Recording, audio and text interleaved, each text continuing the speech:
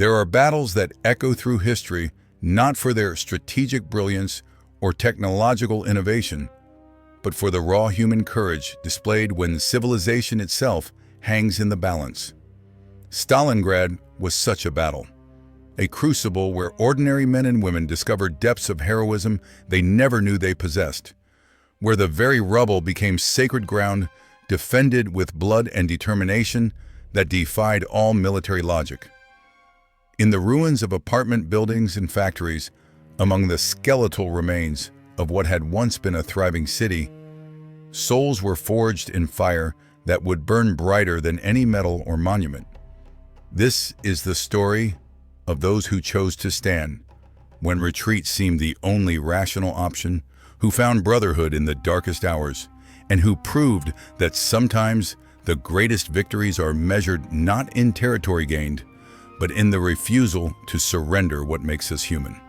Senior Lieutenant Alexei Petrov crouched behind the shattered remnants of a brick wall, his breath forming small clouds in the frigid September air as he watched German infantry advance through the rubble-strewn street below. The Mauser Car 98K rifle felt familiar in his hands now, its weight and balance as natural as his own heartbeat after 3 weeks of urban warfare that had transformed the once proud city of Stalingrad into a moonscape of destruction and death. 40 meters in closing, whispered Sergeant Viktor Kozlov, his weathered face pressed against the scope of his Mosin Nagant rifle. At 35, Kozlov was ancient by infantry standards, a veteran of the Finnish War who had somehow survived long enough to become Alexei's most trusted subordinate. Machine gun team setting up in the bakery ruins. Alexei nodded, calculating angles and distances with the mathematical precision that had made him a promising engineering student at Moscow University before the war transformed academic theory into lethal practice. The German advance was methodical, professional, exactly what he had come to expect from the Wehrmacht soldiers of the 6th Army. But methodical could be predicted, and predictable could be countered. Wait for my signal, Alexei breathed into the throat microphone that connected him to the dozen men of his reconnaissance platoon scattered throughout the skeletal remains of what had been a residential district. Remember, we hold them here for 10 minutes, then fall back to the secondary position. This is about buying time, not heroic last stands. The irony of that statement was not lost on him. Everything about Stalingrad had become a heroic last stand, from the grand strategic level down to individual soldiers holding single rooms in bombed-out buildings. General Chuikov's 62nd Army clung to a narrow strip of riverbank with a desperation that bordered on madness, while German forces pressed closer to the Volga with each passing day. Alexei's position offered an excellent view of the tactical situation, and what he saw was not encouraging. German stormtroopers were advancing in small groups, using building-to-building tactics that showed they were adapting quickly to urban warfare. Behind them, Panzer IV waited in support positions, their long barrels trained on Soviet defensive positions with the patience of mechanical predators. Misha, Alexei spoke softly into his microphone, addressing Private Mikhail Volkov, a 19-year-old from Tula, whose steady hands and keen eyes had made him invaluable as a forward observer. What do you see from the factory chimney? 3 more companies moving up from the rear, Comrade Lieutenant, came the whispered reply. Looks like they're planning a coordinated assault on the entire block. I count at least 200 infantry, maybe more. 200 infantry against his 12 men. In conventional warfare, such odds would have been suicide. But Stalingrad was not conventional warfare. It was a new form of combat where every pile of rubble could conceal a sniper, where every basement might contain a machine gun nest, where the destruction itself became a weapon in the hands of defenders who knew the terrain intimately. Alexei had been part of Stalingrad's defense since August 23rd, when German tanks first reached the Volga and split the city's defenders into isolated pockets. His original company of 90 men had been reduced to this handful, through a steady process of attrition that consumed soldiers like fuel in a furnace. But the survivors had learned lessons that no military academy could teach, developing an intuitive understanding of urban combat that came from daily exposure to life-or-death tactical decisions. Kozlov, do you have a shot on their machine gun team? Negative, Lieutenant. They're well positioned behind that concrete slab, but I can take out their spotter when they start setting up. Alexei closed his eyes for a moment, visualizing the battlefield in 3 dimensions. The German advance was following the covered approach he would have chosen himself, using a destroyed tram line for concealment while staying close enough to buildings for rapid movement between positions. It was textbook small unit tactics, which meant it could be anticipated. Boris, he called to Corporal Boris Petrov, no relation despite the shared surname, who commanded the platoon's anti-tank rifle team. Can you get a shot at that Panzer from your current position? Maybe, if they come forward another 50 meters. The PTRD should penetrate their side armor at this range. Wait for my command. We take out their armor first, then their support weapons. Then we fade back. No one becomes a hero today. We've got more Germans to kill tomorrow. The philosophy behind that statement had evolved over weeks of desperate fighting. In July, Soviet commanders had launched wave attacks designed to drive German forces back through sheer determination and superior numbers. Such tactics had resulted in catastrophic casualties without achieving strategic objectives.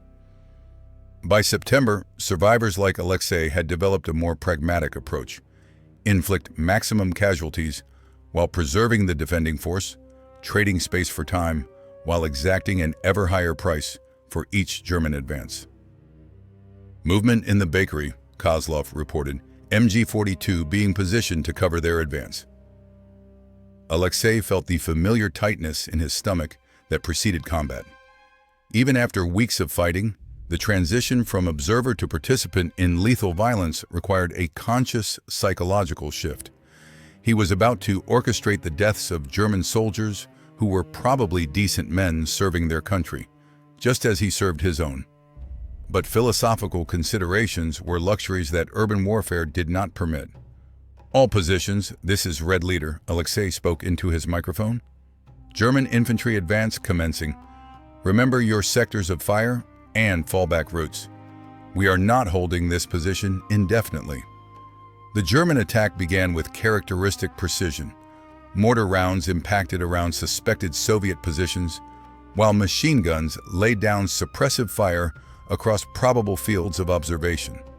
It was the kind of combined arms coordination that had made the Wehrmacht legendary, but applied to a battlefield where traditional tactical principles often proved irrelevant. Now, Alexei commanded. The PTRD anti-tank rifle spoke first, its massive 14.5 mm round penetrating the side armor of the leading Panzervorn with a sound like a bell being struck by a sledgehammer. The tank lurched to a halt, smoke beginning to pour from its engine compartment as the crew bailed out through the top hatch. Kozlov's Mosin Nagant cracked almost simultaneously, sending a 7.62 mm round through the head of the German machine gunner before he could bring his weapon to bear on Soviet positions. The MG-42 fell silent, its crew scrambling for cover behind the rubble of the bakery. Fall back to phase line red, Alexei ordered, as German return fire began impacting around their positions.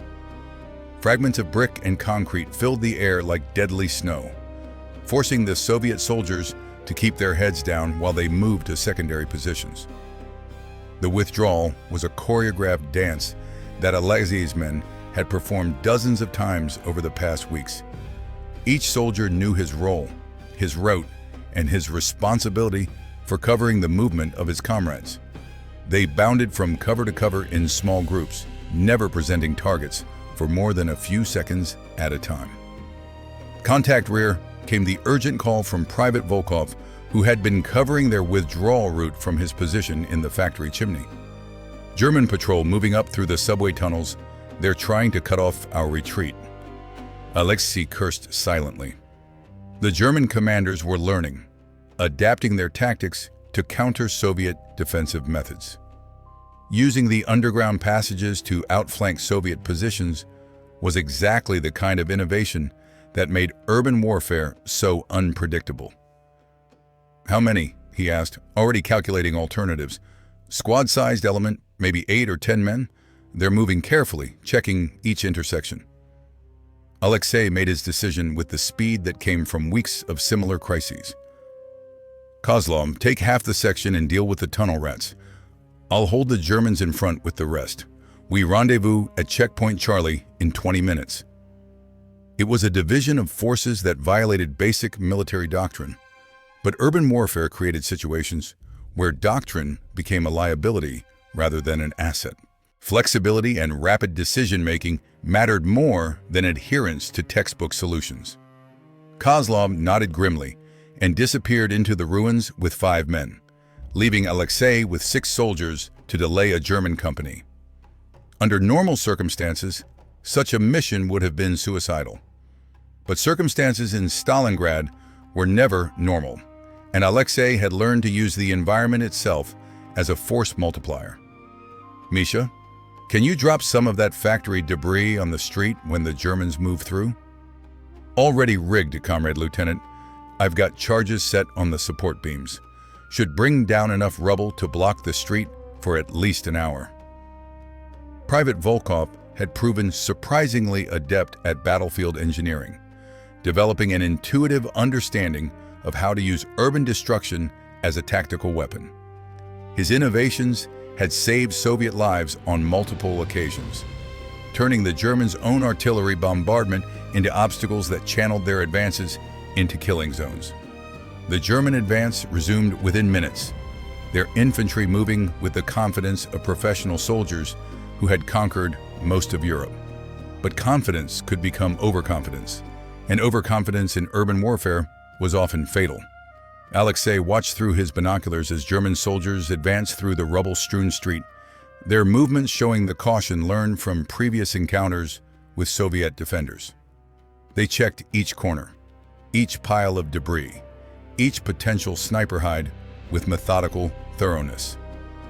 "Wait for it," Alexei breathed, timing the German advance against Volkov's prepared demolitions. Urban warfare was about timing as much as marksmanship, knowing when to shoot, when to move, when to withdraw. "Now, Misha." The explosion shattered the morning quiet, bringing down 2 stories of weakened factory wall directly onto the German advance route. Dust and debris filled the air, obscuring vision and creating confusion that Soviet defenders could exploit. "Covering fire," Alexei commanded, and his remaining men opened up with rifles and a precious burst from their single machine gun. The concentrated fire caught German soldiers in the open, forcing them to seek cover among the freshly created rubble. But the Germans were too professional to remain pinned for long. Within minutes, they had identified Soviet firing positions and began coordinating suppressive fire while assault teams maneuvered for flanking attacks. It was time to leave. "Phase line blue," Alexei ordered, and his men began their second withdrawal of the morning. Each retreat took them deeper into the maze of destroyed buildings that had become their fortress, but also closer to the Volga and the limits of Soviet defensive positions. The rendezvous at Checkpoint Charlie, a destroyed tram stop that had become a navigation landmark, brought welcome news.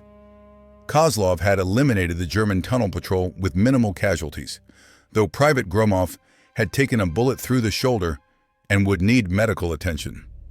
"How much ammunition do we have left?" Alexei asked, as his men redistributed supplies and checked equipment.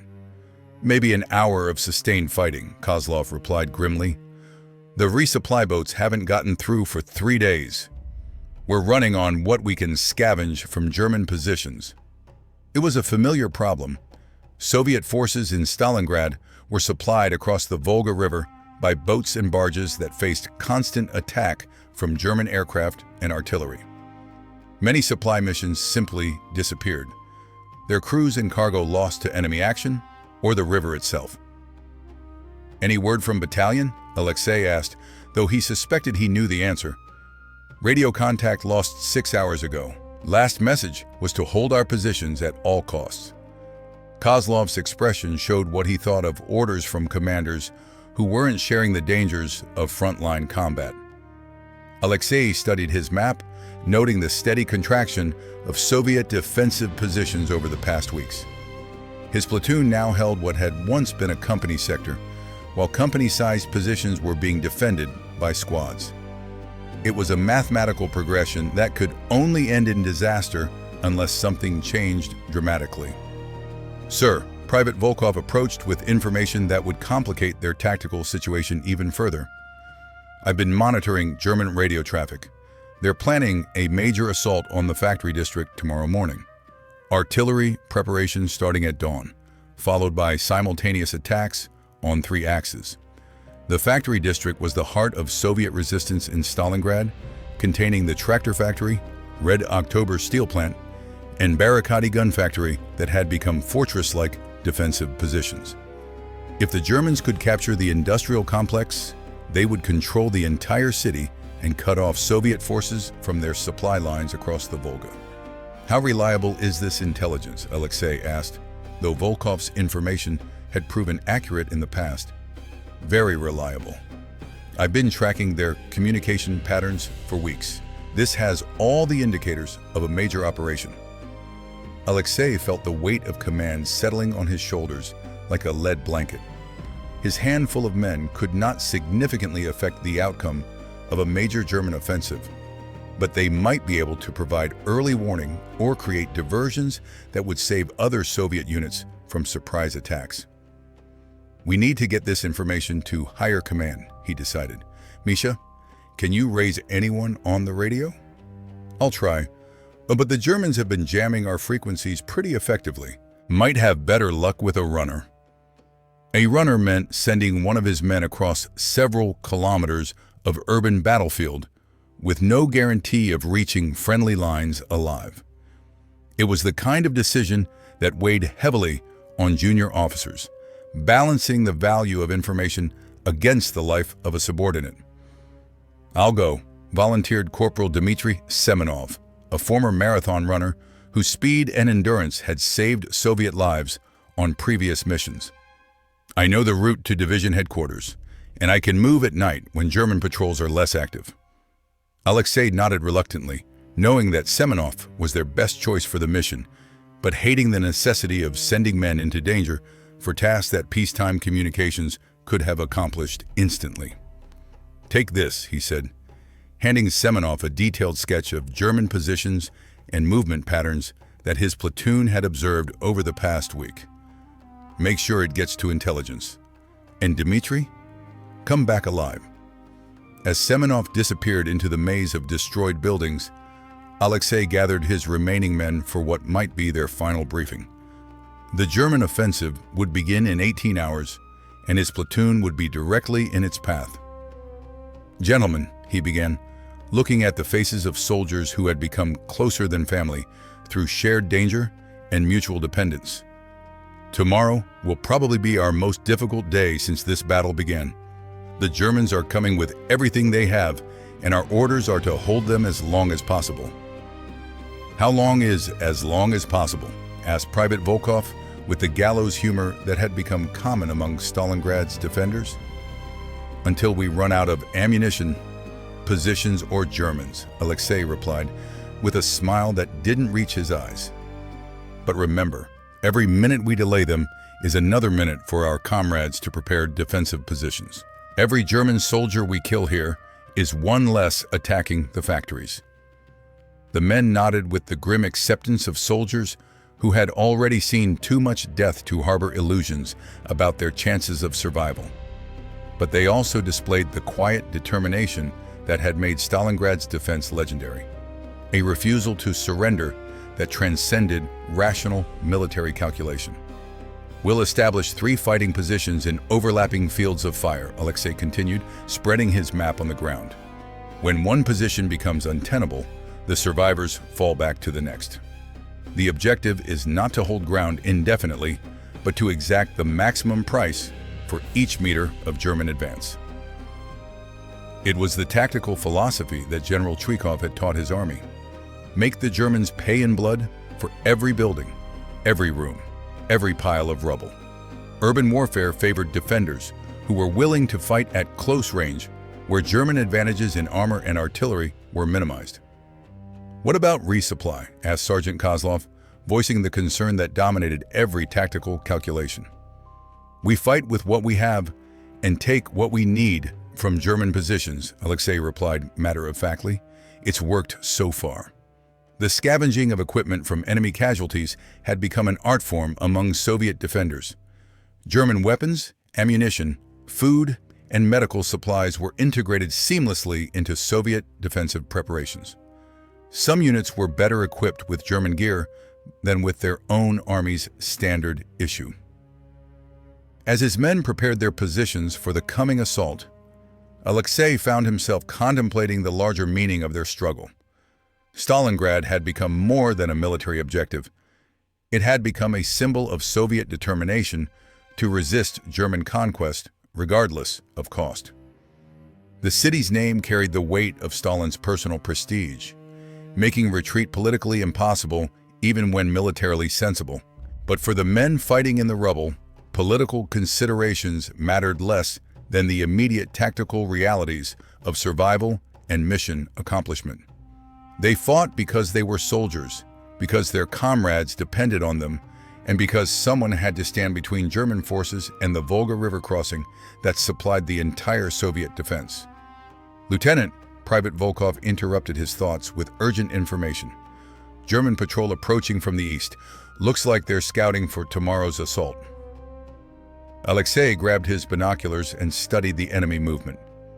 A dozen German soldiers were advancing cautiously through the ruins, their equipment and tactics suggesting they were reconnaissance specialists gathering intelligence for the coming offensive.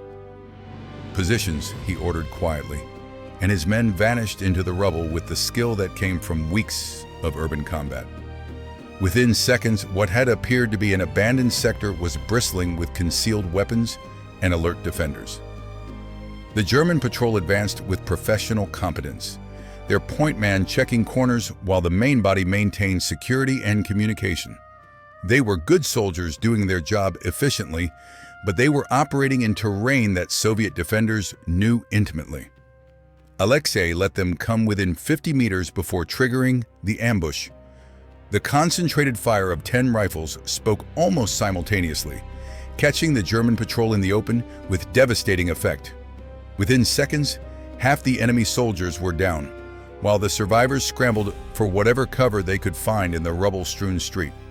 But the Germans were too well trained to remain pinned indefinitely. Their return fire was accurate and sustained, forcing Soviet defenders to keep their heads down while assault teams maneuvered for flanking attacks.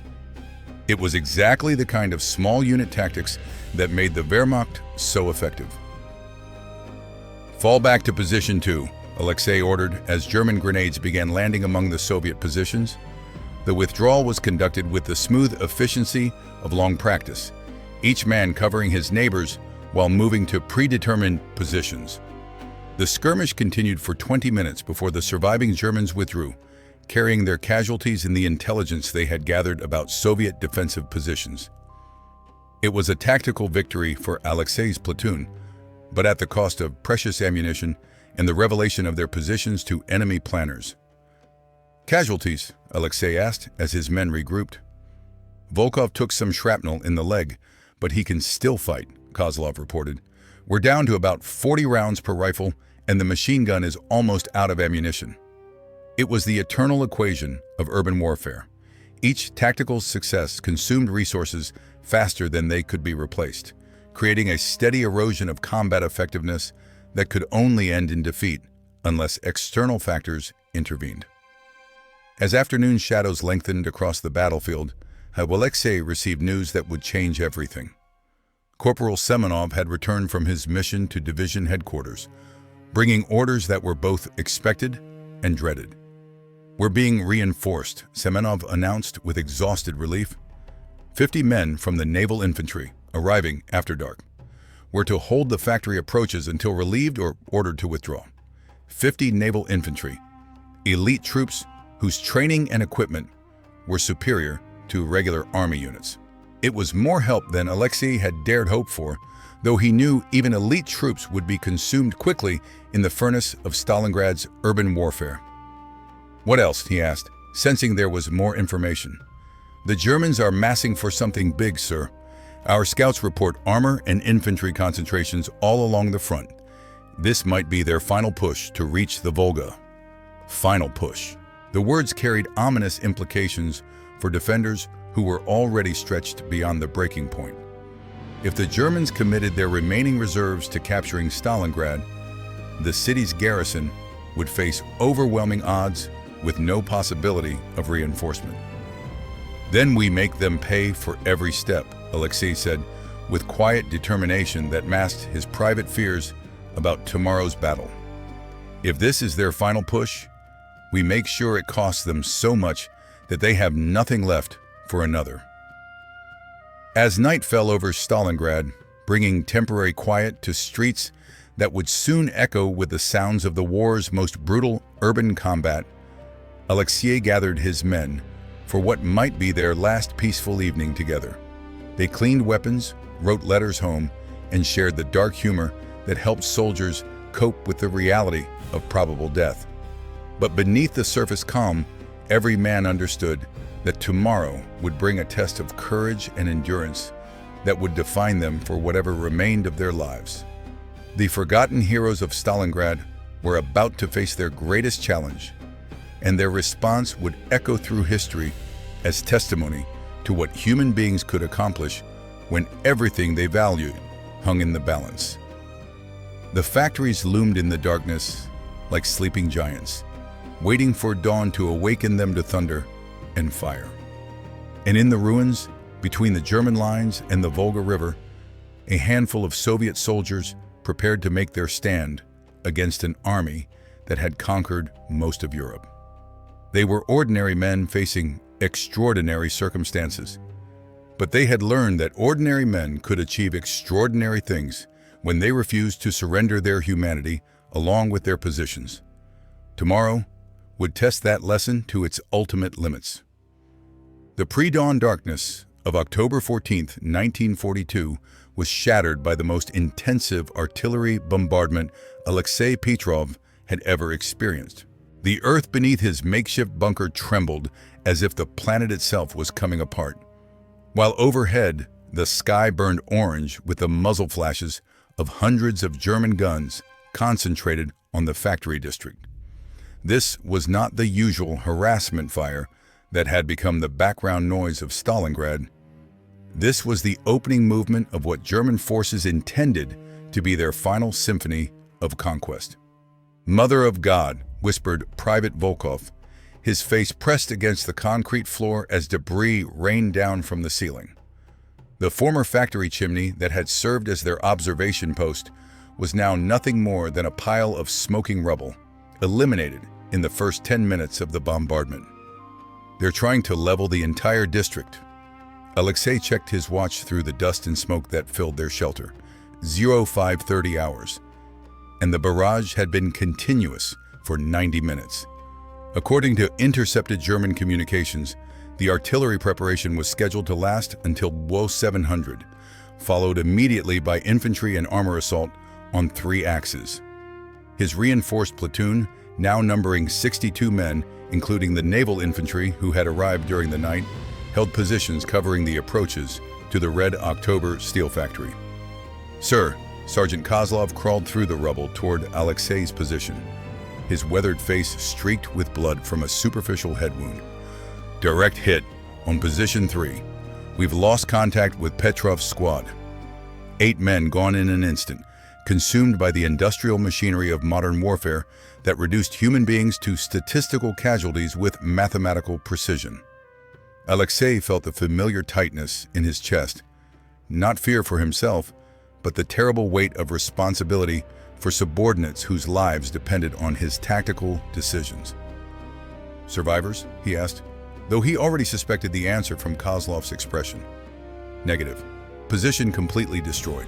We're down to 5 fighting positions across a front that should be held by a full company."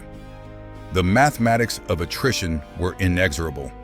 Each German bombardment reduced Soviet defensive capabilities while leaving enemy assault forces intact and ready to exploit gaps created by their artillery. Unless something changed dramatically, Alexei's force would be combat ineffective before German infantry even reached their positions. "Any word from the naval infantry?" he asked, referring to the 50 Marines who had been attached to strengthen their defense of the factory approaches.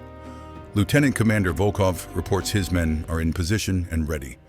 They've integrated well with our defensive plan, and their heavier weapons should help even the odds when the Germans come. Naval infantry, elite troops whose training and equipment were superior to regular army units, but who were fighting in an environment completely unlike the amphibious operations for which they had been prepared. Urban warfare was the great equalizer, where tactical skill mattered more than specialized training, where intimate knowledge of terrain could overcome superior firepower.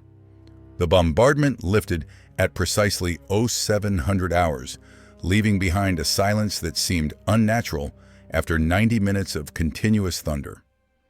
Alexei raised his binoculars and studied the approaches to his positions, noting how German artillery had systematically destroyed every building, every pile of rubble, every scrap of cover that might have concealed Soviet defenders. "Movement to the north," reported Corporal Semenov from the remains of Position 4. German infantry advancing in company strength, supported by armor.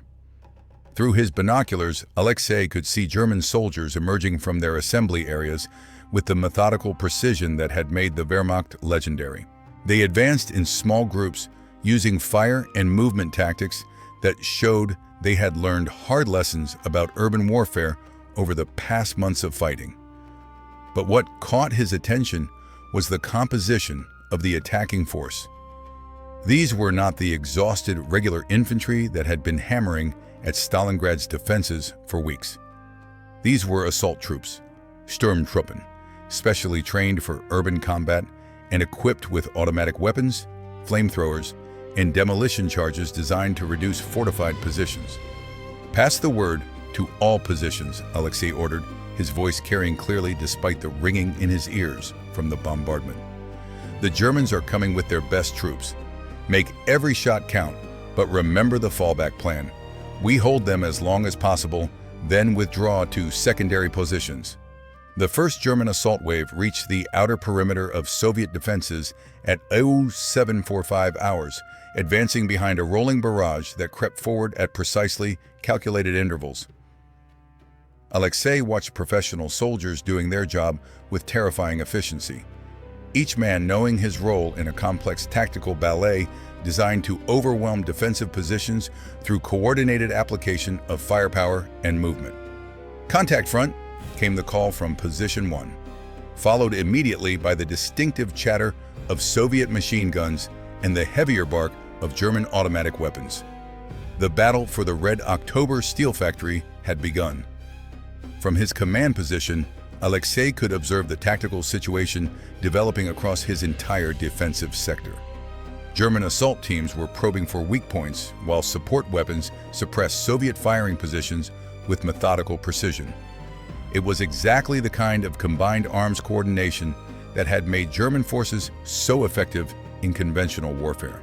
But urban warfare was not conventional, and the destruction of Stalingrad had created terrain that favored defenders who were willing to fight at close range. The rubble that German artillery had created became obstacles that channeled enemy advances into predetermined killing zones, while the skeletal remains of buildings provided concealment for Soviet weapons that could engage German forces at ranges where superior enemy equipment mattered less than individual marksmanship. "German armor moving up behind their infantry," Kozlov reported from his observation post. "I count 3 Panzerwerfes and at least 2 assault guns." Armor in urban warfare was both an asset and a liability.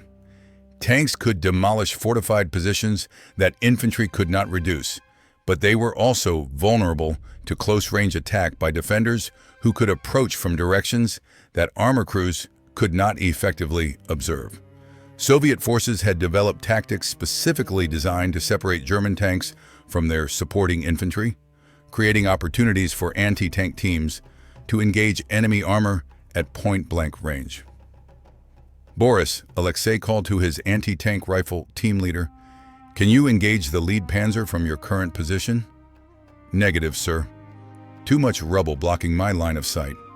But if they come around the factory wall, I'll have a clear shot at their flank armor. Wait for my command. We let them get committed to their approach, then hit them when they can't maneuver." It was the tactical philosophy that General Zhukov had taught the 62nd Army. Use the environment to neutralize German advantages in equipment and training by forcing them to fight at close range where individual courage mattered more than superior firepower. The rubble of Stalingrad became a weapon in the hands of defenders who understood how to use urban terrain tactically. The German advance reached Soviet forward positions and at 800 hours, beginning the kind of close-quarter combat that had earned the nickname Rattenkrieg, the War of the Rats. Alexei could hear the sounds of hand-to-hand fighting drifting across the ruins. The crack of rifles, the burst of submachine guns, the explosion of grenades, and underneath it all, the shouting of men killing and dying in the maze of destroyed buildings. Position 2, under heavy assault, came the urgent radio call from Corporal Dmitri's squad. "German flamethrower teams attacking from 3 directions. We need immediate support." Flamethrowers, perhaps the most feared weapon in urban warfare, capable of turning defensive positions into furnaces that consumed everything within their reach. But flamethrower operators were also vulnerable, carrying tanks of volatile fuel that made them priority targets for any defender who could achieve a clear shot. "Naval infantry, this is Red Leader," Alexei called on the radio frequency that connected him to Lieutenant Commander Volkov's Marines. "Can you provide flanking fire on position 2? German flamethrowers threatening to break through our line." "Already moving," came the immediate response. "Storm Group Alpha is maneuvering to engage German assault teams from the east. Estimate contact in 3 minutes." Storm groups, the tactical innovation that Soviet forces had developed for urban warfare. Small units of specially equipped soldiers designed to infiltrate between German positions and attack from unexpected directions. Each storm group consisted of assault troops armed with submachine guns and grenades, reinforcement troops with machine guns and mortars, and reserves who could exploit success or cover withdrawal. The naval infantry storm group struck the German flamethrower teams with devastating precision, attacking from a direction that enemy forces had not anticipated. Alexei could see the results through his binoculars. German soldiers scrambling for cover as Soviet Marines engaged them at close range with automatic weapons and grenades. But the German assault was too well coordinated to be stopped by a single counterattack. Even as their flamethrower teams fell back under naval infantry pressure, German armor was moving up to support their infantry with direct fire against Soviet defensive positions. "Panzer IV approaching, position 4, Kozlov reported with the calm professionalism that came from weeks of urban combat. "Range 200 meters and closing." "Boris, take your shot when ready." The PTRD anti-tank rifle spoke with its characteristic bark, sending a 14.5 mm armor-piercing round into the side armor of the approaching Panzer IV. The tank lurched to a halt, smoke beginning to pour from its engine compartment as the crew bailed out through the top hatch. But destroying one tank could not stop the German assault. 2 more Panzers moved up behind the first, while assault guns provided covering fire that forced Soviet defenders to keep their heads down. It was the kind of combined arms coordination that had made German forces so effective, but applied to urban terrain where such tactics were constrained by limited visibility and restricted maneuver space. "All positions, this is Red Leader," Alexei broadcast to his scattered defenders. "Prepare for withdrawal to phase line green. We've hurt them, but they're too strong for our current positions." The withdrawal was a fighting retreat conducted by small teams that covered each other while falling back through the maze of destroyed buildings. Each Soviet soldier knew his route, his responsibility for covering his comrades, and his role in the next defensive position. It was a tactical maneuver they had rehearsed dozens of times, though never under fire this intense. Casualties? Alexei asked, as his men regrouped in their secondary positions. 12 killed, 16 wounded, Kozlov reported grimly. We're down to effective strength of about 30 men, counting the walking wounded. 30 men to hold positions designed for a full company, facing German assault troops who had barely been slowed by their first encounter with Soviet defenses. The mathematics of attrition were working against them with mechanical precision, reducing combat effectiveness with each engagement. What's our ammunition status? Maybe 2 hours of sustained fighting if we're careful with our shots. The naval infantry brought extra supplies, but they're running low too. Alexei studied his map, noting how far his force had been pushed back in just 2 hours of fighting. At this rate, German forces would reach the Volga by afternoon, cutting Soviet defenders off from their supply lines and dividing the 62nd Army into isolated pockets. But as he prepared defensive fires for the next German assault, Alexei received information that would change everything. Private Volkov, monitoring German radio communications from his new position in the ruins of the factory's main building, reported developments that suggested Soviet forces were not as isolated as they appeared. Sir, I'm picking up German panic messages from their rear areas. Something about Soviet breakthrough north of the city, armor columns moving toward German supply lines. Alexei felt his pulse quicken. Soviet breakthrough north of Stalingrad could only mean one thing. The counteroffensive that headquarters had been planning for weeks was finally beginning. If Soviet forces could cut German supply lines while 62nd Army held their positions in the city, the entire tactical situation might be reversed. Any details about the scale of the breakthrough? Negative, sir. German communications are fragmentary, lots of confusion, but it sounds like they're facing major attacks on multiple fronts. The news spread quickly through Soviet positions, carried by the informal communication network that connected every defender in Stalingrad. Men who had been facing probable death with grim resignation suddenly found themselves fighting with renewed purpose, knowing that their sacrifice might contribute to a larger victory. But the immediate tactical situation remained unchanged. German forces continued their assault on the factory district with undiminished intensity, while Soviet defenders traded space for time in a fighting withdrawal that consumed men and ammunition faster than either could be replaced.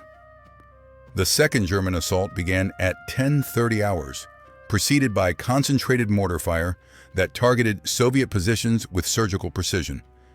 Enemy forces had clearly studied the defensive layout during their first attack, identifying key weapon positions and likely withdrawal routes. They're adapting faster than we expected, Kozlov observed, as German mortar rounds impacted exactly where Soviet machine guns had been positioned during the previous engagement. Professional soldiers learning from experience. Then we need to be more unpredictable, Alexei replied, implementing tactical changes designed to counter German adaptability. New firing positions, different withdrawal routes, unexpected counterattacks to disrupt their planning. The battle that followed was unlike anything in conventional military doctrine. Soviet defenders used the rubble of Stalingrad as both weapon and fortress, channeling German advances into killing zones while maintaining the mobility necessary to avoid enemy artillery.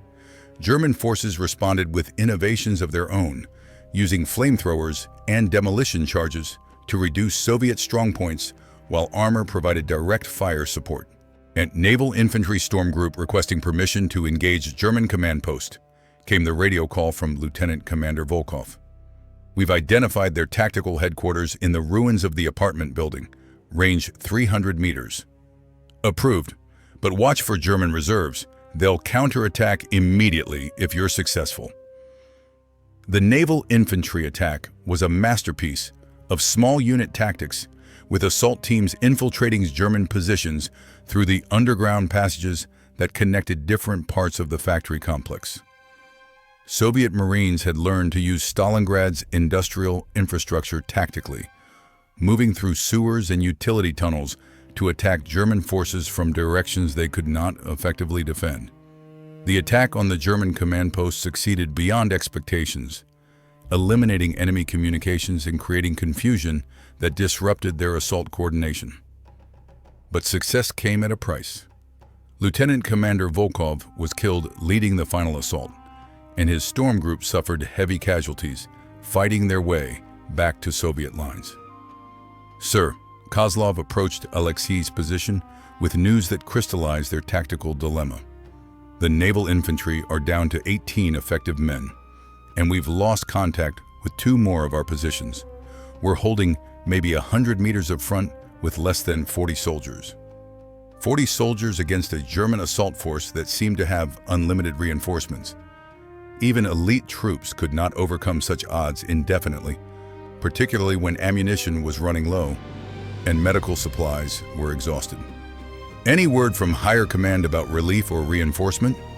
Negative.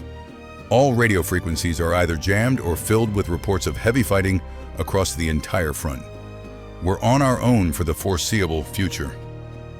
Alexei made a decision that would define the next phase of the battle. Instead of continuing the conventional defense that was slowly grinding his force to nothing, he would implement the tactics that Soviet forces had developed specifically for urban warfare. Aggressive counterattacks designed to disrupt German planning while inflicting maximum casualties on enemy forces. Pass the word to all positions, he ordered. We're going over to the offensive. Storm group tactics. Hit them where they don't expect it, then fade back before they can organize counterattacks.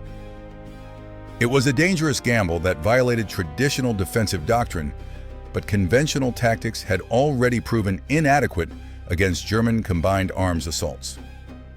Urban warfare required innovation, and innovation required commanders willing to take risks that peacetime military theory would have condemned as reckless. The Soviet counterattack began at 1400 hours, with storm groups infiltrating German positions through routes that enemy forces had not anticipated. Alexei led one group personally, armed with a PPSH submachine gun and a bag of grenades, while Kozlov commanded the other from their remaining defensive positions. The attack achieved complete tactical surprise, striking German assault teams while they were preparing for their next advance. Soviet soldiers appeared from sewers, from behind piles of rubble, from the skeletal remains of buildings that German forces had assumed were clear of defenders. "Grenades!" Alexei shouted, and his assault team lobbed their pocket artillery into German positions with deadly precision. The explosions were followed immediately by bursts of submachine gun fire as Soviet Marines closed to point-blank range with enemy infantry. The fighting that followed was brutal beyond description, with men killing and dying at ranges measured in meters rather than hundreds of meters. Alexei found himself face-to-face with a German sergeant, both men firing simultaneously with weapons that seemed impossibly loud in the confined space of a destroyed room.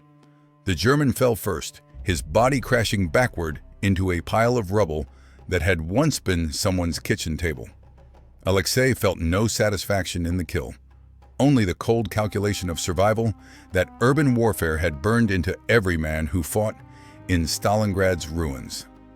"Fall back," he ordered as German reinforcements began arriving at the scene of the firefight. The storm group had accomplished its mission of disrupting enemy preparations, but staying to fight a sustained engagement would have been suicide. The withdrawal was conducted with the same precision as the attack, with Soviet soldiers disappearing into the maze of destroyed buildings before German forces could organize effective pursuit. It was urban warfare at its most lethal, sudden violence followed by tactical invisibility. "Casualties?" Alexei asked as his men regrouped in their defensive positions. "3 killed, 5 wounded, but we took at least 15 Germans with us," Kozlov reported with grim satisfaction, "and we disrupted their assault preparations for at least another hour." An hour was precious time in urban warfare, allowing defenders to redistribute ammunition, treat wounded, and prepare for the next German attack. But more importantly, the counterattack had demonstrated that Soviet forces retained offensive capability despite being outnumbered and outgunned. As afternoon shadows lengthened across the battlefield, Alexei received news that would transform his understanding of their tactical situation. The German breakthrough attempts that had been reported throughout the day were not isolated attacks, but part of a coordinated offensive designed to capture the factory district before Soviet counter-offensive operations could affect the strategic balance. "Sir," Private Volkov reported from his new observation post, "massive German movement in the rear areas. Looks like they're committing everything they have to taking the factories today." Everything they have. The phrase carried ominous implications for defenders who were already fighting at the limits of human endurance.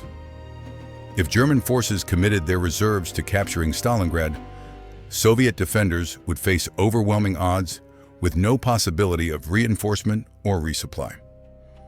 But as darkness began to fall over the ruined city, bringing temporary respite from the day's brutal fighting, Alexei gathered his surviving men for what might be their final briefing.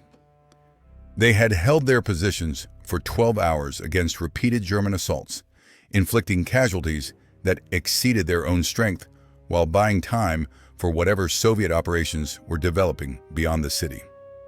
"Gentlemen," he began, looking at faces that had been aged years in a single day of combat, "today, we proved that German forces can be stopped, can be hurt, can be made to pay a price for every meter of ground they take. Tomorrow, they'll come again with everything they have, and we'll be here to meet them."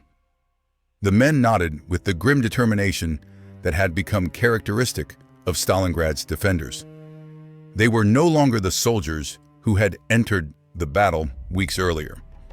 They had been transformed by urban warfare into something harder, more deadly, more committed to resistance than their peacetime selves could have imagined.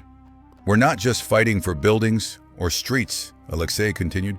"We're fighting for the principle that some things are worth any sacrifice, that some lines cannot be crossed regardless of the odds against us."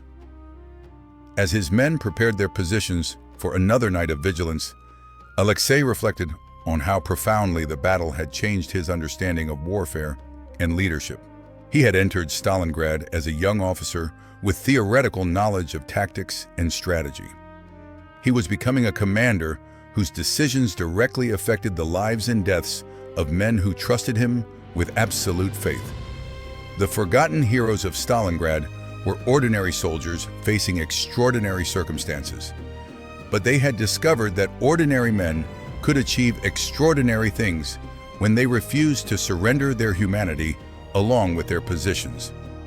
Tomorrow would test that discovery to its ultimate limits in fighting that would determine not just the fate of a city, but the character of the men who defended it. The factory district waited in darkness, its skeletal buildings standing like monuments to human determination in the face of overwhelming force. And in the ruins between the German lines and the Volga River, a handful of Soviet soldiers prepared to continue a fight that had already exceeded every reasonable expectation of what men could endure. They had become something more than soldiers. They had become symbols of resistance that would echo through history long after the rubble of Stalingrad had been cleared away and the city rebuilt. But first, they had to survive one more day in hell. The pre-dawn hours of November 11, 1942, brought news that would shake Alexei Petrov to his core. Corporal Semenov, his most reliable messenger, had not returned from a routine patrol to the battalion command post, a journey that should have taken no more than 2 hours through the maze of destroyed buildings that connected Soviet defensive positions. In Stalingrad's urban warfare, such delays usually meant only one thing. "Sir," Sergeant Kozlov approached Alexei's position in what had once been the Red October factory's tool shed, his weathered face bearing the expression of a man delivering a death sentence. "We found Dmitri's body near the blast furnace ruins. German patrol must have caught him in the open." Alexei felt the familiar tightness in his chest. the weight of command that seemed to grow heavier with each man lost under his leadership.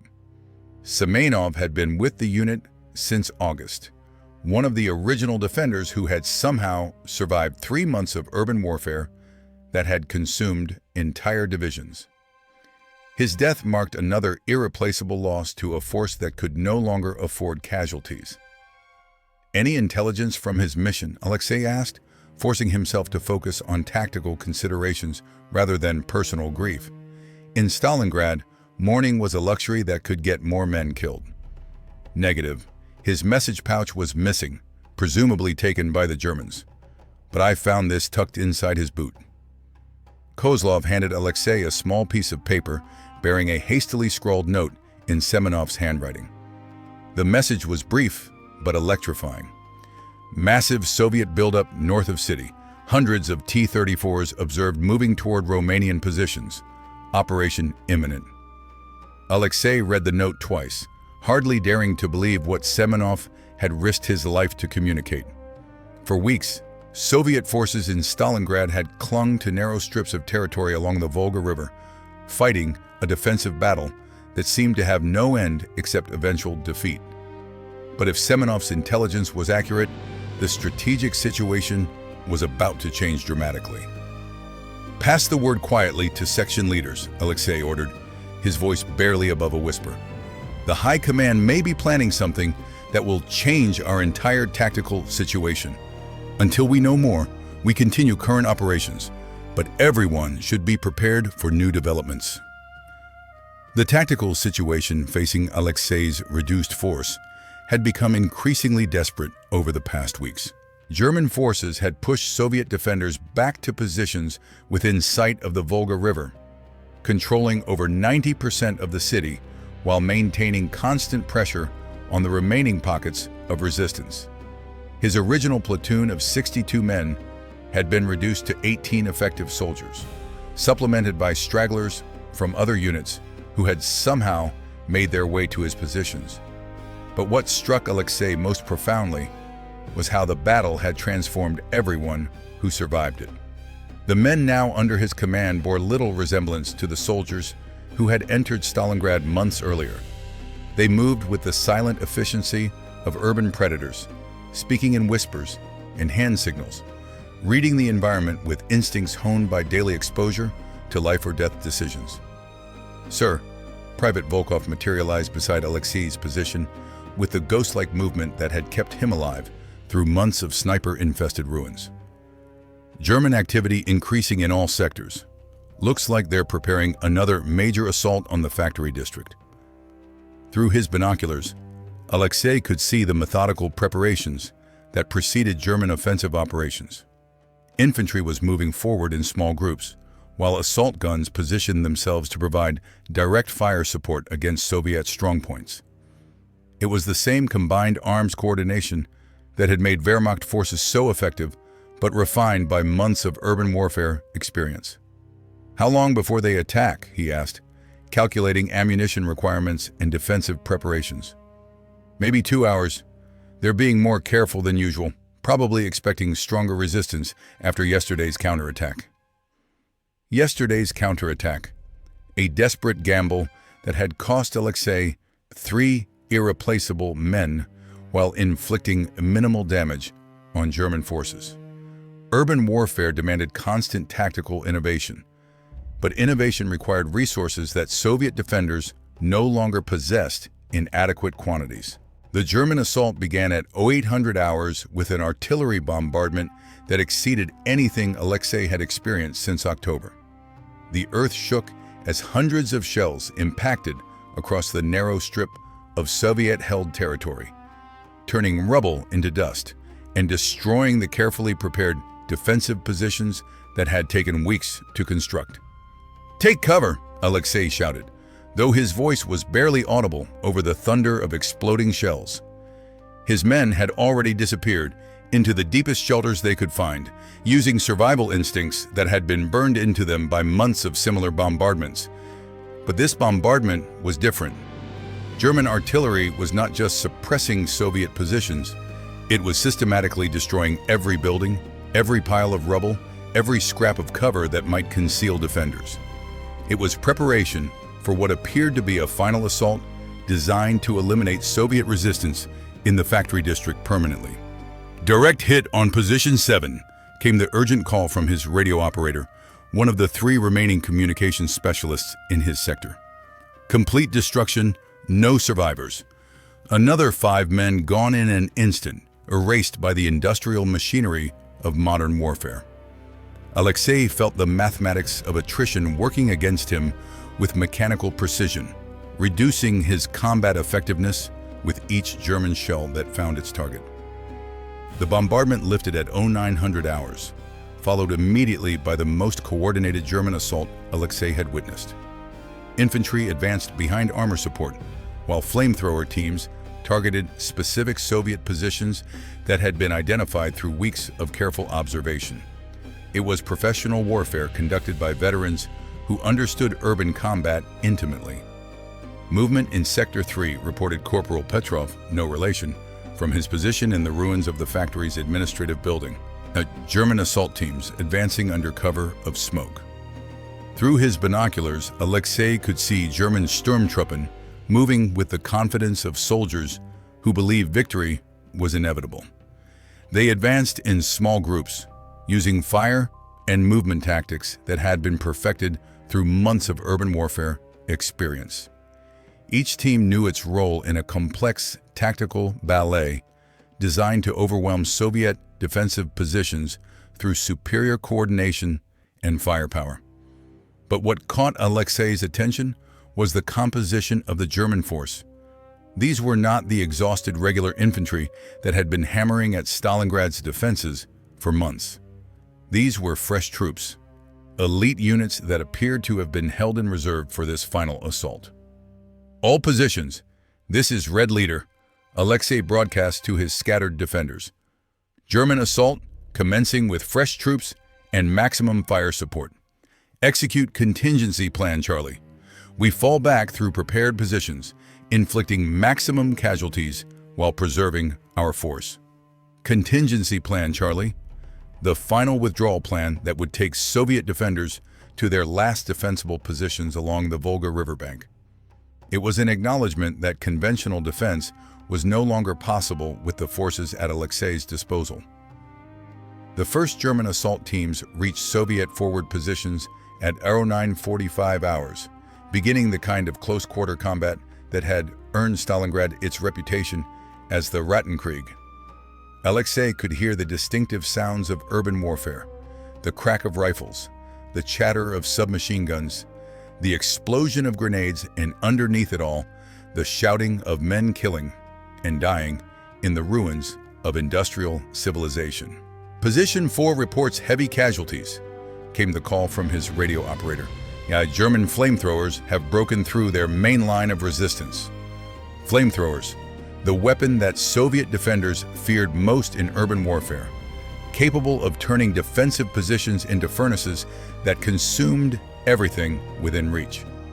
But flamethrower operators were also priority targets, carrying volatile fuel that made them vulnerable to any defender who could achieve a clear shot. Naval infantry, this is a Red Leader, Alexei called to the handful of Marines who remained from Lieutenant Commander Volkov's original force. German flamethrowers threatening breakthrough in Sector 4. Can you provide flanking fire? Already moving, came the immediate response from Senior Sergeant Antonov, who had assumed command after Volkov's death. Storm Group Bravo, maneuvering to engage German assault teams from the southeast. The naval infantry counterattack struck German flamethrower teams with devastating precision, attacking from a direction that enemy forces had not adequately secured. Soviet Marines had learned to use Stalingrad's industrial infrastructure tactically, moving through passages and tunnels that connected different parts of the factory complex. But the German assault was too well coordinated to be stopped by local counterattacks. Even as their flamethrower teams fell back under naval infantry pressure, German armor was moving forward to provide direct fire support against Soviet positions that conventional artillery could not reach.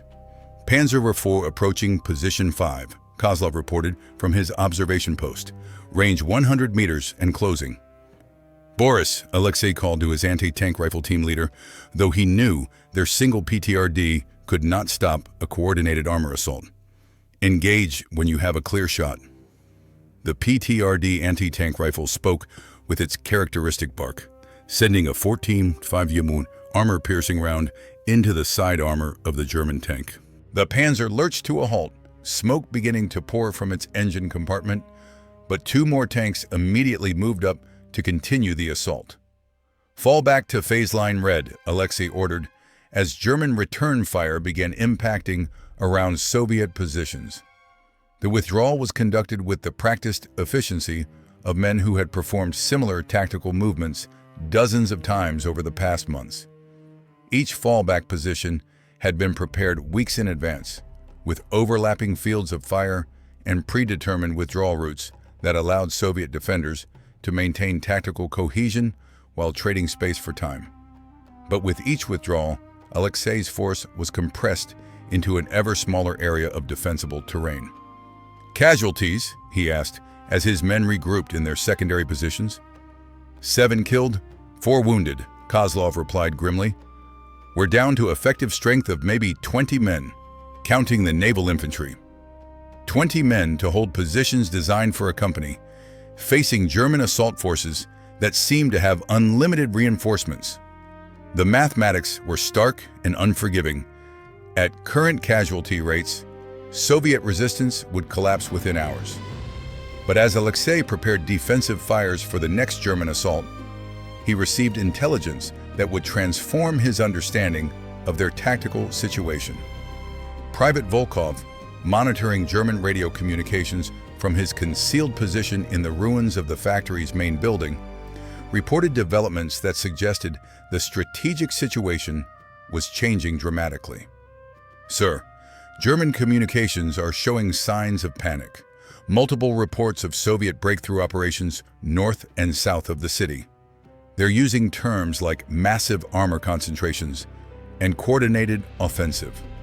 Alexei felt his pulse quicken.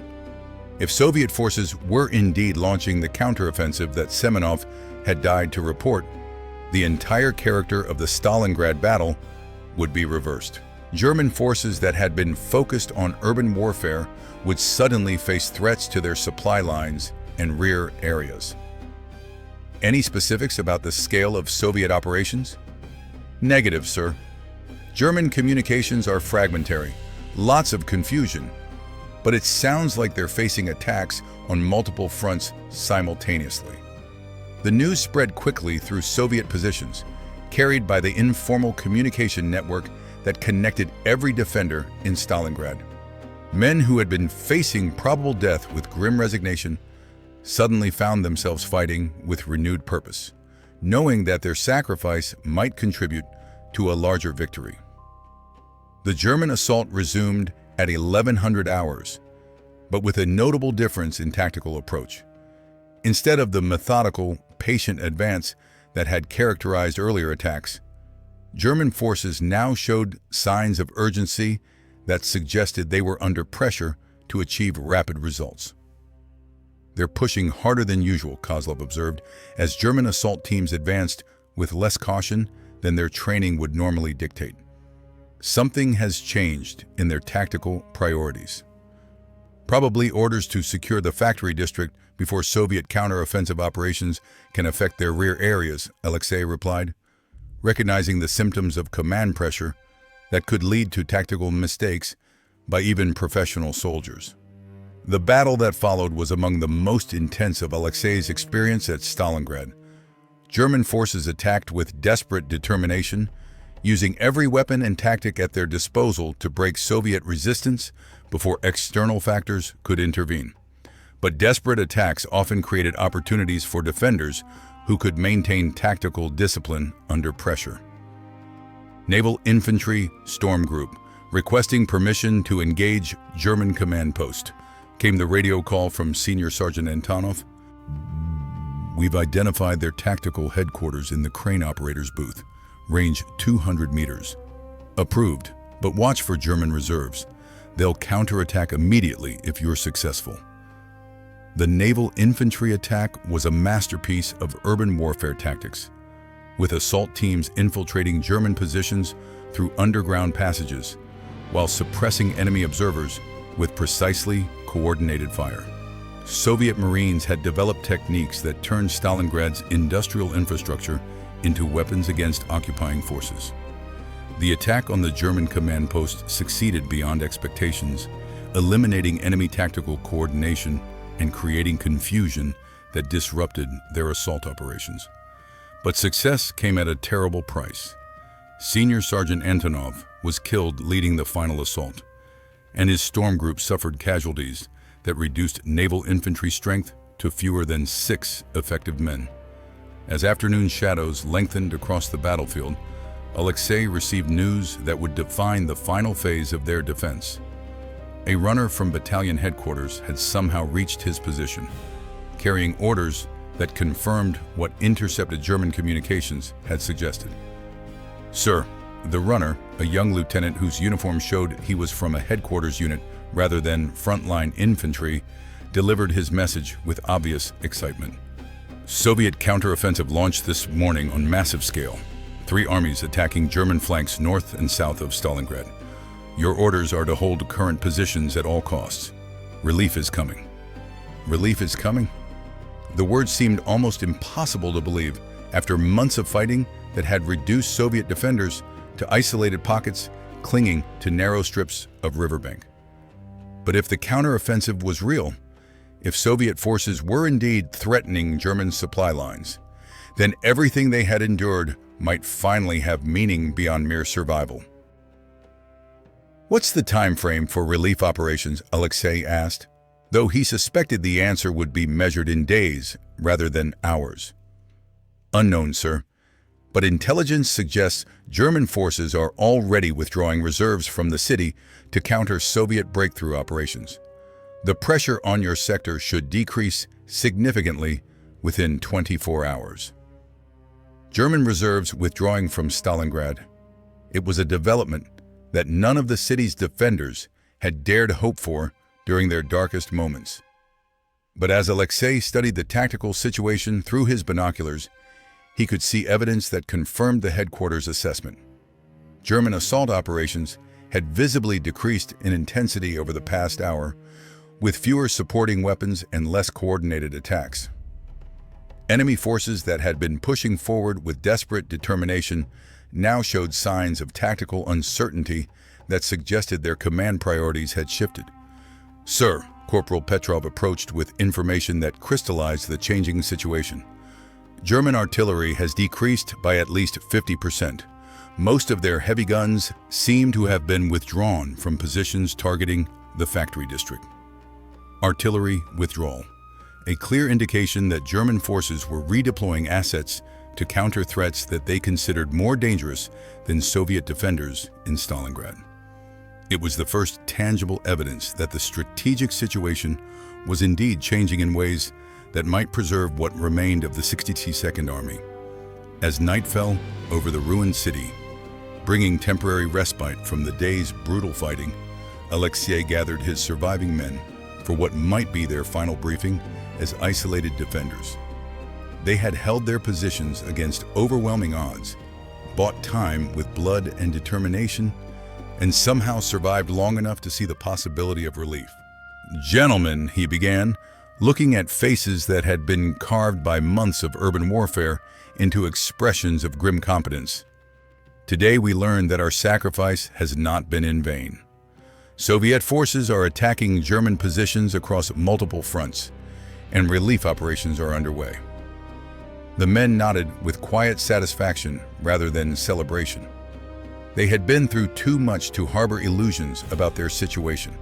They were still outnumbered, still isolated, still facing an enemy that controlled most of the city.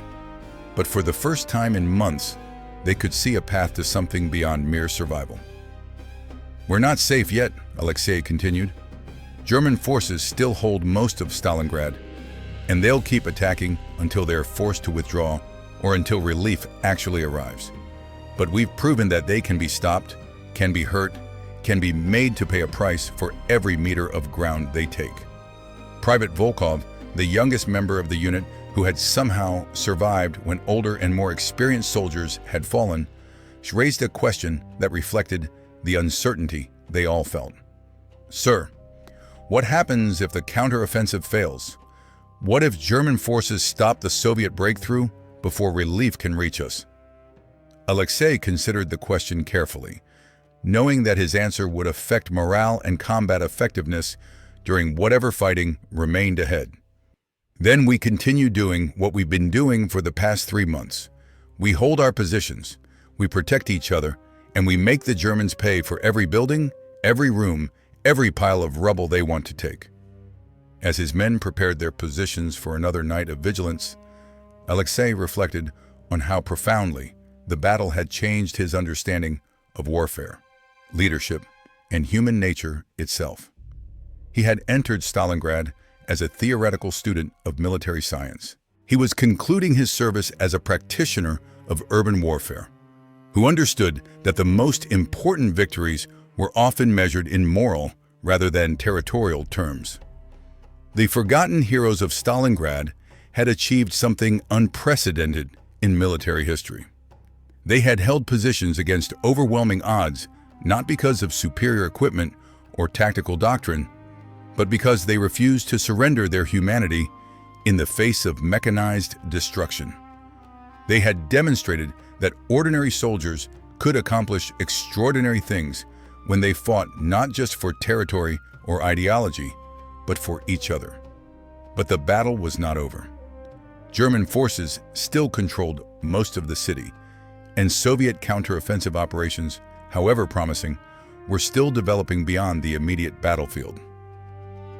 The final test of courage and endurance lay ahead, in fighting that would determine whether months of sacrifice would culminate in victory or merely delay inevitable defeat. The Volga River flowed silently past the ruined city, carrying ice that suggested winter was approaching to add its own dangers to an already desperate situation. And in the rubble of the Red October factory, a handful of Soviet soldiers prepared for whatever tomorrow would bring, knowing they had already proven that some things were worth defending regardless of the odds against success. They had become legends without knowing it, symbols of resistance that would echo through history long after the last shot was fired. But legends were made of flesh and blood could still be broken by bullets and shells and the accumulated weight of warfare that seemed to have no end. The most critical hours lay ahead, when everything they had fought for would be tested by circumstances that no military academy had prepared them to face. The thunderous roar that shattered the pre-dawn darkness of November 19, 1942, was unlike anything Alexei Petrov had experienced during 3 months of urban warfare in Stalingrad. This was not German artillery targeting Soviet defensive positions. It was something far more massive coming from directions that had been quiet for weeks. Through the ruins of the Red October factory, the sound rolled like an earthquake made of steel and fire, speaking of artillery concentrations that dwarfed even the most intensive German bombardments. "Sir," Private Volkov emerged from his concealed observation post, his face bearing an expression of amazed disbelief. "Soviet artillery barrage northwest of the city. Massive scale. I can see muzzle flashes extending to the horizon. This isn't harassment fire. This is a major offensive operation." Alexei felt his pulse quicken as the implications became clear. For months, Soviet forces in Stalingrad had been fighting a defensive battle with no prospect of relief except through their own stubborn refusal to surrender. But if Soviet artillery was conducting operations of this magnitude beyond the city, it meant the strategic situation was changing in ways that could transform everything. "Any radio traffic about the nature of these operations?" he asked, though German jamming had made communications with higher command nearly impossible for weeks. "Fragmentary reports, sir, but the German communications are showing signs of panic. Multiple references to Soviet breakthrough operations and massive armor concentrations. They're using phrases like coordinated offensive on multiple fronts." The news spread quickly through Soviet positions, carried by the informal communication network that had sustained Stalingrad's defenders through their darkest hours. Men who had been fighting isolated battles for individual buildings suddenly found themselves part of a larger operation that might justify their months of sacrifice. But the immediate tactical situation remained unchanged. German forces still controlled most of the city, and Alexei's reduced platoon still held positions that were under constant pressure from enemy assault troops. The sound of distant artillery, however encouraging, could not alter the reality that his 18 remaining men faced overwhelming odds with dwindling ammunition and no prospects for resupply. Movement in Sector 5, reported Corporal Petrov from his position in the ruins of the factory's main building. German assault teams advancing with armor support, but they seemed less organized than usual. Through his binoculars, Alexei could see German infantry moving through the rubble-strewn approaches to Soviet positions, but their advance lacked the methodical precision that had characterized earlier attacks. Enemy soldiers showed signs of haste that suggested they were under pressure to achieve rapid results before external factors could intervene. "They know something is happening beyond the city," Sergeant Kozlov observed, as German forces took tactical risks that their training would normally have prohibited. Professional soldiers don't advance that carelessly unless they're under orders to achieve immediate objectives. The German assault reached Soviet forward positions at 0800 hours, beginning what would prove to be the most desperate fighting of Alexei's experience at Stalingrad. Enemy forces attacked with an intensity that bordered on desperation, using every available weapon to break Soviet resistance before whatever was developing beyond the city could affect their tactical situation. Naval infantry reports heavy pressure in Sector 3, came the radio call from the handful of Marines who remained from Lieutenant Commander Volkov's original force. German flamethrower teams, supported by assault guns, advancing on multiple axes. Flamethrowers and assault guns, the combination that had proven most effective against Soviet defensive positions in urban warfare. But desperate attacks often created opportunities for defenders who could maintain tactical discipline under extreme pressure. All positions. This is Red Leader, Alexei broadcast to his scattered defenders. German assault with a maximum intensity, but they're taking risks they wouldn't normally accept, exploit their tactical mistakes, but conserve ammunition for sustained fighting. The battle that followed was among the most intense of the entire Stalingrad campaign.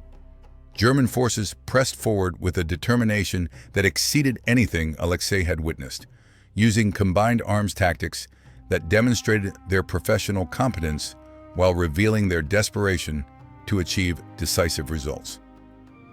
But as the fighting reached its peak intensity, developments beyond the immediate battlefield began to affect German tactical behavior in ways that provided opportunities for Soviet defenders who were alert enough to exploit them. "Sir," Private Volkov reported from his monitoring of German radio communications, "enemy commanders are receiving urgent messages from rear areas. Multiple references to Soviet breakthrough and supply line threatened. Some units are being recalled from the city assault." Alexei felt a surge of hope that he had not experienced since the battle began. If German forces were indeed being withdrawn from Stalingrad to counter Soviet operations elsewhere, the pressure on the city's defenders would decrease for the first time in months. The evidence of German tactical confusion became apparent within hours. Enemy assault operations that had begun with overwhelming force gradually lost intensity as supporting units were withdrawn to counter threats that Stalingrad's defenders could not see, but whose effects were becoming increasingly obvious. German artillery fire decreased by approximately 60%, Kozlov reported, as the afternoon wore on. Most of their heavy guns seemed to have been redeployed to other sectors. Artillery redeployment, clear evidence that German command priorities had shifted from urban warfare to conventional operations against threats they considered more dangerous than Soviet defenders clinging to narrow strips of riverbank. As night fell on November 19th, bringing temporary quiet to streets that had echoed with gunfire for months, Alexei received news that would transform his understanding of their tactical situation. A runner from battalion headquarters had somehow reached his position, carrying information that confirmed what intercepted communications had suggested. "Sir," the runner, a communications specialist whose uniform showed he had traveled through active combat zones, delivered his message with barely controlled excitement. "Soviet counteroffensive launched this morning on massive scale. Operation Uranus. Coordinated attacks north and south of Stalingrad, targeting Romanian positions on German flanks. Early reports indicate major breakthrough operations." Operation Uranus. The code name meant nothing to Alexei, but the strategic implications were staggering.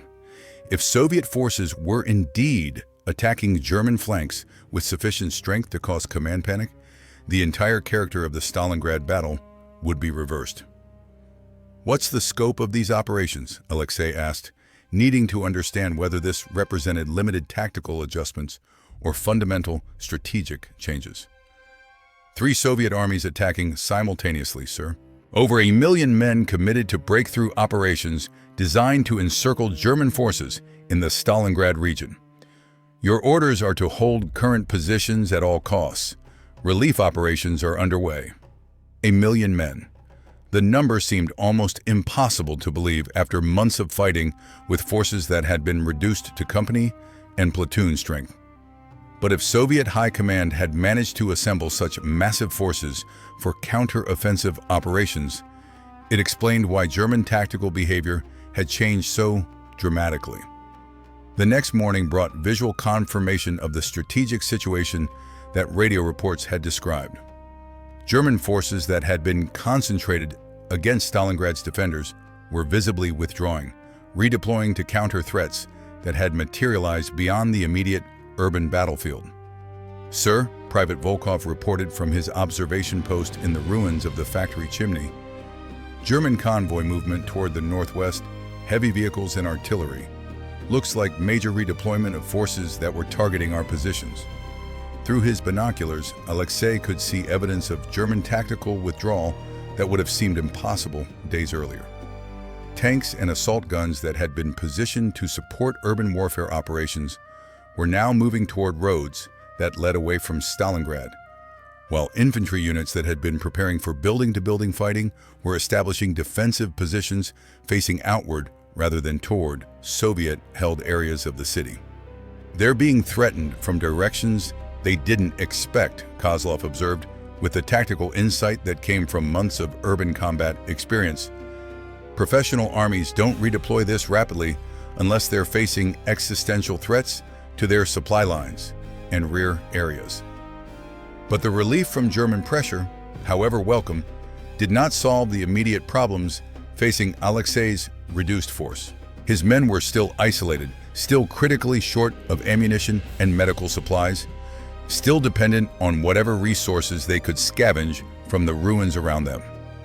"What's our current strength?" he asked, conducting the daily assessment that had become routine during months of attritional warfare. 15 effective soldiers. Counting walking wounded," Kozlov replied grimly.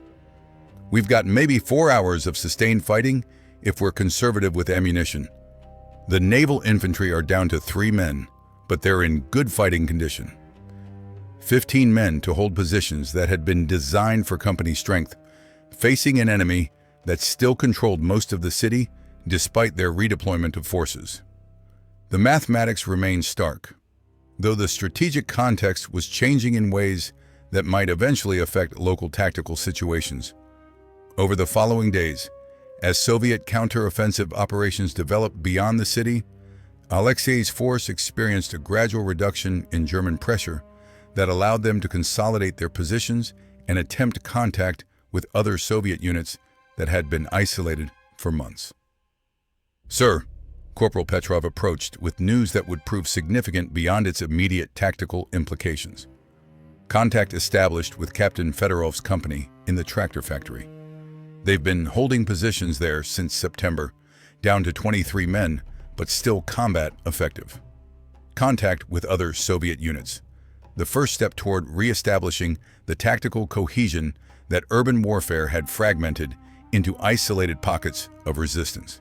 If communication could be maintained, isolated units might coordinate operations that would multiply their combat effectiveness. But as November progressed, developments beyond Stalingrad began to affect the tactical situation in ways that exceeded Alexei's most optimistic expectations. Intelligence reports filtered through German radio communications suggested that Soviet counteroffensive operations had achieved breakthrough results that were changing the entire strategic balance. "Sir," Private Volkov reported with barely controlled excitement, "German communications are reporting complete collapse of Romanian positions north and south of the city. Soviet armored forces have achieved breakthrough on multiple fronts. Estimated depth of penetration exceeding 50 kilometers. 50-kilometer penetration, if accurate, such operational success meant Soviet forces were threatening German supply lines and rear areas with encirclement operations that could trap entire armies. It was the kind of strategic reversal that could transform defeat into victory within days." The evidence of German strategic crisis became increasingly apparent as December arrived with temperatures that dropped below freezing and brought new challenges to urban warfare. Enemy forces that had been attacking Soviet positions with desperate determination were now visibly preparing defensive positions, facing threats from directions they had not anticipated. German defensive preparations visible in all sectors, Kozlov reported during their daily intelligence assessment. They're establishing positions to defend against attacks from the west and south, not just from the city center where we're located. Defensive positions facing multiple directions, a clear indication that German forces were no longer controlling the tactical initiative, but were instead responding to threats that had materialized from Soviet counteroffensive operations. But the most significant development came on December 12th, when German forces launched Operation Winter Storm, a desperate attempt to relieve their trapped units through breakthrough operations towards Stalingrad. The offensive began with artillery bombardments that exceeded anything the city had experienced, but directed towards Soviet positions outside the urban area rather than against the defenders who had held the city's ruins for months. Major German offensive southwest of the city, Volkov reported, monitoring radio traffic that revealed the scope of enemy operations. They're calling it Operation Winter Storm, attempt to establish supply corridor to forces trapped in Stalingrad region. Trapped forces. The phrase confirmed what intercepted communications had suggested. Soviet counteroffensive operations had achieved encirclement results that had cut German units off from their supply lines and rear areas. The strategic situation had indeed been reversed in ways that transformed Stalingrad's defenders from isolated survivors into part of a larger victory. The relief operation that Alexei's men had hoped for throughout their months of urban warfare came not as direct reinforcement, but as the gradual reduction of German pressure that resulted from enemy forces being redeployed to counter threats they considered more dangerous than Soviet defenders in the city. "Sir," Sergeant Antonov, the senior Naval Infantry NCO who had assumed command after Lieutenant Commander Volkov's death, approached with news that crystallized their changing situation. "German forces in our sector have withdrawn approximately 60% of their strength. We're still outnumbered, but the tactical balance has shifted significantly." The tactical balance had indeed shifted, but not in ways that made survival certain. German forces that remained in Stalingrad were increasingly desperate, fighting with the fury of men who understood that defeat might mean death or captivity in conditions that offered little hope of survival. Operation Winter Storm continued for 11 days before failing to achieve its objectives, leaving German forces in Stalingrad completely isolated and dependent on air supply that proved inadequate for the forces trapped in the encirclement.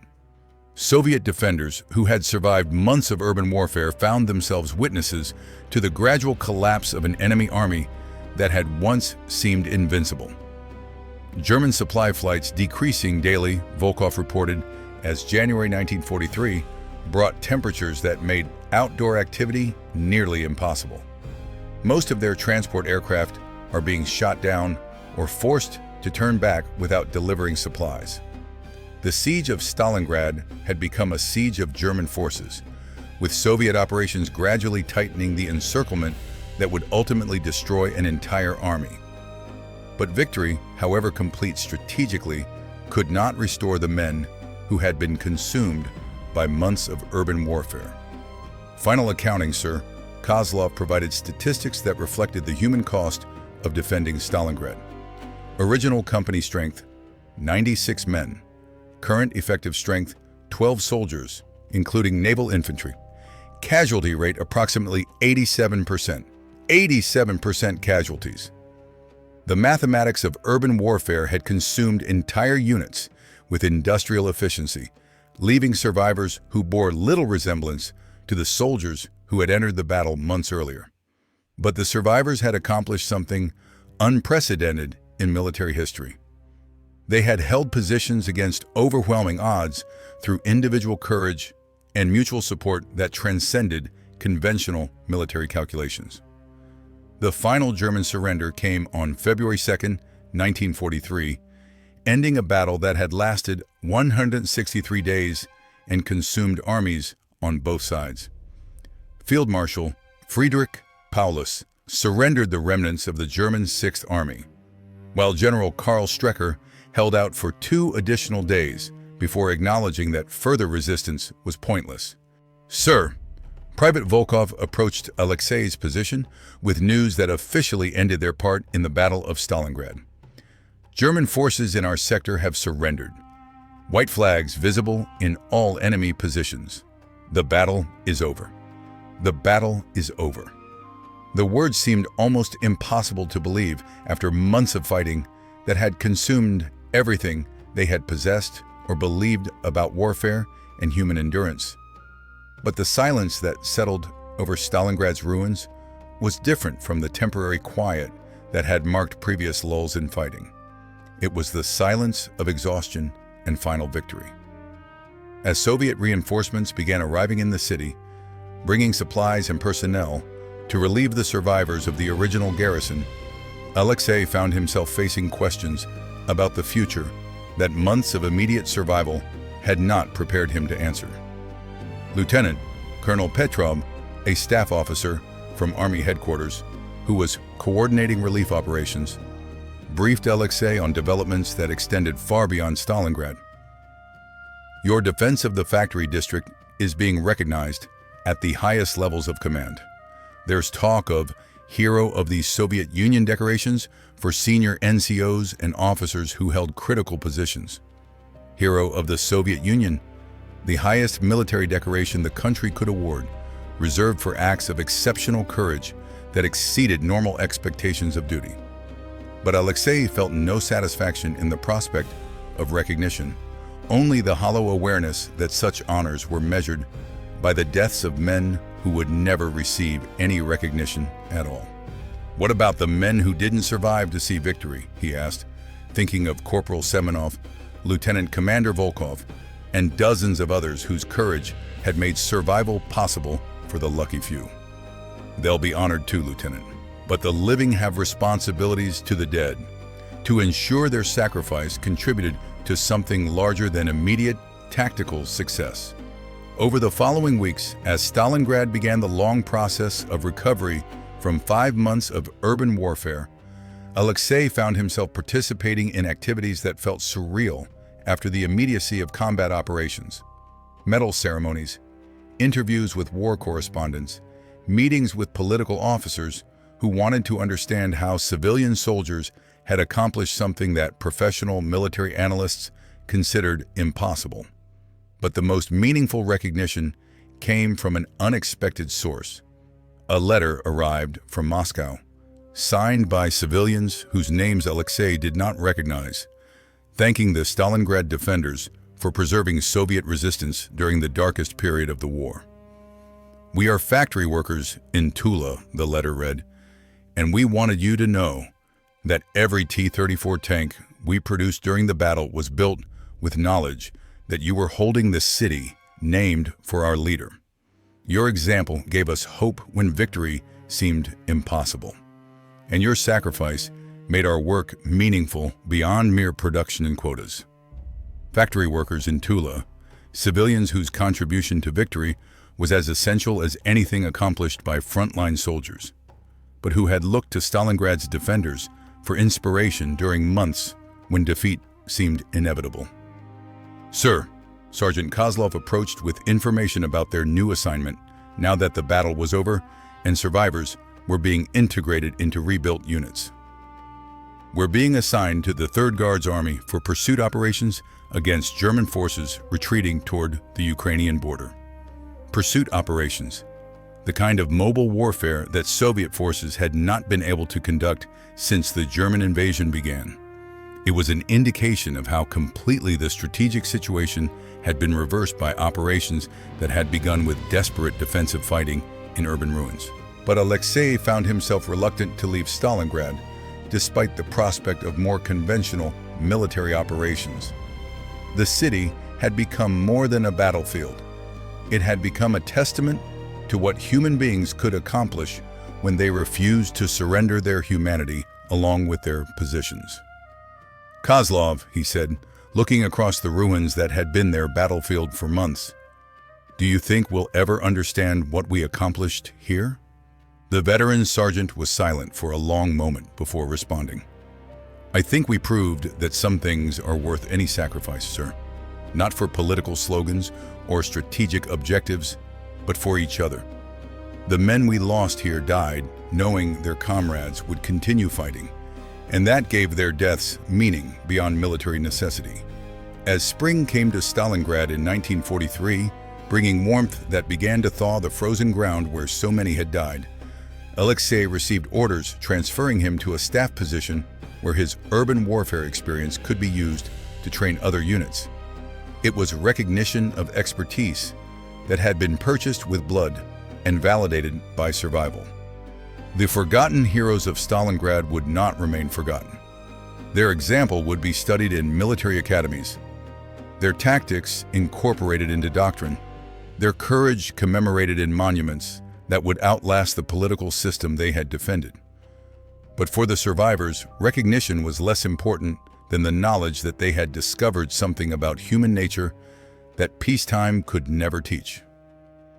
They had learned that ordinary men could achieve extraordinary things when they fought not just for territory or ideology, but for the principle that some lines could not be crossed regardless of the odds against success.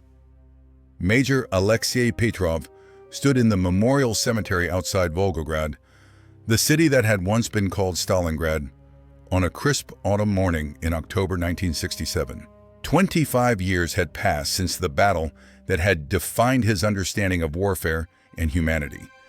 But the memories remained as sharp as broken glass, embedded in his consciousness. The cemetery contained over 35,000 graves, each marking a life that had been consumed by the battle for the city on the Volga. But Alexei knew the true number of those who had died was much higher. Hundreds of thousands of soldiers whose bodies had never been recovered from the ruins, whose names were known only to families who had waited in vain for letters that would never come. He knelt beside a simple marker bearing the name Viktor Kozlov, 1907-1943. Though he knew his old sergeant had actually died in January 1943 during the final German assault, rather than surviving until the surrender, as official records indicated. Such discrepancies were common. The chaos of urban warfare had made accurate record-keeping impossible, and many deaths had been recorded incorrectly or not at all. "I brought vodka," said a voice behind him, and Alexei turned to see Lieutenant Colonel Mikhail Volkov, the former private who had been his communications specialist and one of the few men from his original platoon to survive both Stalingrad and the war that followed. They shared the vodka in silence, pouring portions onto Kozlov's grave in observance of Russian custom. Around them, other veterans were conducting similar rituals, honoring the dead with ceremonies that had become more meaningful than official commemorations. "Do you ever wonder what would have happened if we hadn't held?" Volkov asked, his voice carrying the weight of questions that had troubled them both for decades. Alexei considered the question carefully. Military historians had written extensively about Stalingrad's strategic importance, analyzing how the battle had affected the course of the war and the fate of nations. But for the men who had fought in the ruins, such analyses seemed inadequate to explain what they had experienced. "I think we held because we couldn't imagine doing anything else," he replied finally. "Not for Stalin, not for the Soviet Union, not for ideology. We held because abandoning our positions meant abandoning each other, and that was unthinkable." They remained at the cemetery until sunset, visiting graves of men whose courage had exceeded every reasonable expectation of what soldiers could endure. Each name on each marker represented a story of individual heroism that would never be fully told, acts of sacrifice that had occurred without witnesses or recognition. As they prepared to leave, Alexei noticed a group of German veterans placing flowers on Soviet graves, their presence marking one of the most remarkable developments of the post-war period. Former enemies had begun meeting at Stalingrad to honor the dead of both sides, recognizing that courage and sacrifice transcended national boundaries. Herr Mayer, one of the German veterans, approached Alexei with obvious hesitation, speaking in accented Russian. "I was Hauptmann Weber, 24th Panzer Division. We fought against your unit in the factory district." Alexei studied the man's face, noting scars that suggested he had been wounded during the battle. "I remember your division's tactics. Professional soldiers, worthy opponents. May I ask you something that has troubled me for 25 years?" Weber continued. "How did you continue fighting when the situation was hopeless? My men were experienced veterans, but they became demoralized when they realized the war was lost. Your soldiers fought harder as conditions became more desperate." The question went to the heart of what had made Stalingrad different from conventional warfare. Alexei thought about the faces of men who had chosen to stay at their positions when retreat might have offered survival, who had shared their last rations with wounded comrades, who had died protecting soldiers they had known for weeks rather than years. "We weren't fighting for victory," he said finally. "We were fighting for each other. When military objectives become impossible, soldiers can still choose to be worthy of their comrades' trust. That choice doesn't require hope of success. It only requires love for the men beside you." Weber nodded slowly, understanding something that had puzzled him for decades. "Perhaps that is why we lost, in the end. We were fighting for a cause that we stopped believing in. You were fighting for each other, and that faith was unbreakable." As night fell over the memorial cemetery, Alexei made his way back to the hotel where veterans were staying during the anniversary commemoration. In the lobby, he encountered Major General Boris Petrov, no relation despite the shared surname, who had commanded a regiment during the battle and was now responsible for organizing veteran reunions. "Alexei," General Petrov approached with information that would provide closure to questions that had troubled many survivors. "I thought you'd want to know. We've finally received complete casualty figures from the military archives. The 62nd Army suffered 750,000 casualties during the battle. Your sector had a 91% casualty rate, the highest of any unit in the Army. 91% casualties.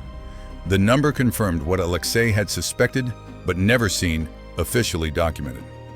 His unit had been consumed by urban warfare with mathematical precision, leaving survivors who represented a tiny fraction of the men who had entered the battle. "What about German casualties?" he asked, though he suspected the answer would be equally staggering. "Approximately 400,000 killed or missing, 91,000 captured. The 6th Army was completely destroyed as a fighting force. Some historians consider it the worst military disaster in German history. The numbers were too large to comprehend emotionally, representing suffering on a scale that defied human understanding." But for the survivors of both armies, such statistics were less meaningful than the individual faces they remembered. Comrades who had shared danger and hardship, enemies who had fought with professional courage despite serving a cause that history had judged evil. That evening, at a dinner hosted by the city of Volgograd for visiting veterans, Alexei found himself seated beside Dr. Heinrich Weber, a retired professor of history who had served as a lieutenant in the German army during the battle. The conversation that followed challenged his understanding of how former enemies could find common ground. "I have spent 20 years studying the battle from German archives," Weber explained. "What strikes me most is how similar our experiences were, despite serving opposite sides. Urban warfare created conditions that reduced all soldiers to fundamental questions of survival and mutual support." "Did your men talk about the same things ours did?" Alexei asked. "Letters from home, food, the men who didn't survive?" "Exactly the same. War reduces complex political conflicts to simple human relationships. In the ruins of Stalingrad, Germans and Russians were more similar to each other than to civilians of their own nationalities who never experienced combat." The observation was profound and disturbing, suggesting that war created bonds between enemies that peacetime could not replicate between allies. Men who had tried to kill each other now found more common understanding than they shared with people who had never faced such extreme circumstances. "What did you learn from Stalingrad that you couldn't have learned any other way?" Weber asked. Pursuing questions that went beyond military history, Alexei considered the question carefully, thinking about insights that had shaped his understanding of human nature for 25 years. "I learned that heroism isn't about fearlessness or aggression.